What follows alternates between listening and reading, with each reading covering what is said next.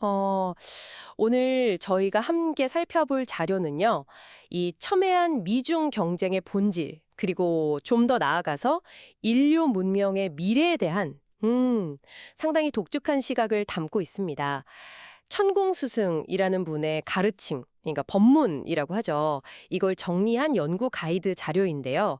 현대 사회와 문명에 대한 어떤 해석을 제시하고 있는데 이게 단순히 강대국 경쟁을 넘어선 어떤 통찰을 줄 수 있을지 한번 깊이 이야기 나눠보겠습니다.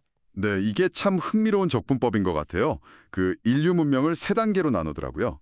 2차 대전 이전의 진화기, 그리고 2차 대전 끝나고 2012년까지를 성장기, 그리고 이제 현재가 운용기다. 이렇게 분석을 합니다. 특히 그 성장기에 자본주의하고 공산주의가 서로 막 대립하면서 인류 사회가 발전했다. 뭐 이렇게 설명을 하죠. 아, 네. 그 두 체제를 칠면조에 비유한 것도 저는 인상 깊었어요.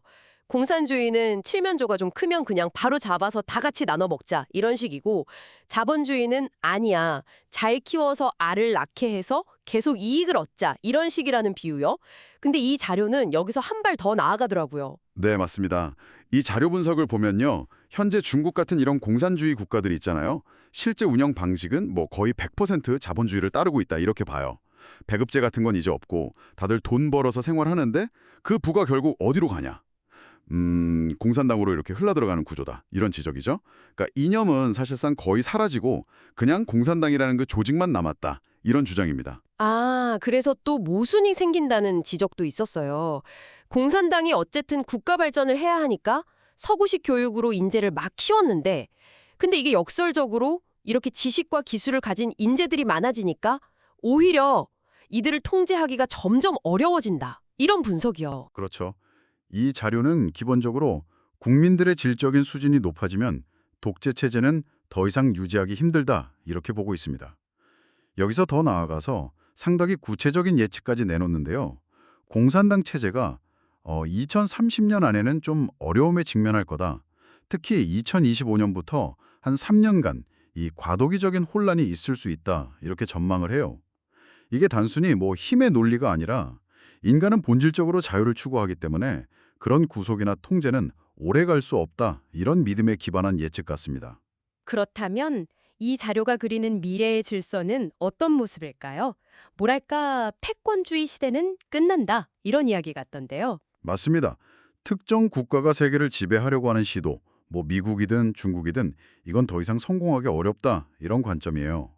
미래 리더십이라는 게 단순히 군사력이나 경제력, 인구수가 아니라 인류 사회 전체에 얼마나 이로운 역할을 하느냐, 여기에 따라서 결정될 거다. 이렇게 강조를 하죠. 뭐랄까, 인류 공영에 기여하는 거, 이게 중요해진다는 메시지입니다. 이게 그냥 이상적인 구호로만 그치는 게 아니라 구체적인 방안 같은 것도 제시하고 있죠? 네. 특히 공산주의 국가들한테는 그 토지 개혁을 상당히 현실적인 해법으로 제시해요. 과거에 한국의 이승만 대통령이 토지 개혁을 해서 발전의 기틀을 마련했던 것처럼 공산당이 독점하고 있는 토지를 인민에게 돌려줘야 한다. 이게 굉장히 중요하다고 주장합니다. 그러니까 인민이 토지를 소유하고 자유롭게 거래하고 국가는 거기서 세금을 걷어서 재정을 확보하는 방식, 뭐 이런 식으로 가야 한다는 거죠. 그래야 모든 개인이 존중받고 좀 자유롭게 활동하는 사회적 기반이 마련된다. 이런 이야기입니다. 네, 오늘 살펴본 이 자료는 미중 경쟁이라는 현상을 인류 문명 전체가 전환하는 더 큰 틀에서 보고 있네요. 그리고 패권 경쟁을 넘어서서 인류 공영이라는 가치를 미래의 어떤 핵심 기준으로 제시하고 있고요. 결국 국가든 개인이든 인류 전체에 우리가 어떻게 기여할 것인가 이걸 고민해야 할 때다. 이런 점을 강조하는 것 같습니다. 그렇습니다. 이 자료의 관점에서 보면 미래의 어떤 주도권은 힘이 아니라 지혜, 그러니까 인류를 이롭게 하는 그 역할 자체, 그리고 그런 역할을 할 수 있는 인재에게 달려있다. 뭐 이런 주장인 셈이죠. 이 자료에선 이런 흐름을 천지공사라고 표현하기도 하더라고요. 하늘과 땅의 질서를 바로잡아 나가는 과정이다. 뭐 이렇게요. 자, 그럼 마지막으로 당신에게 질문을 던져봅니다. 만약 이 자료의 전망처럼 국가 간의 그런 경쟁 구도를 넘어서 인류 공영이 중요해지는 시대가 정말 온다면 당신, 그리고 당신이 속한 공동체는 어떤 여파를 준비하고 또 기여할 수 있을까요? 한번 깊이 성찰해 보시는 계기가 되었으면 합니다.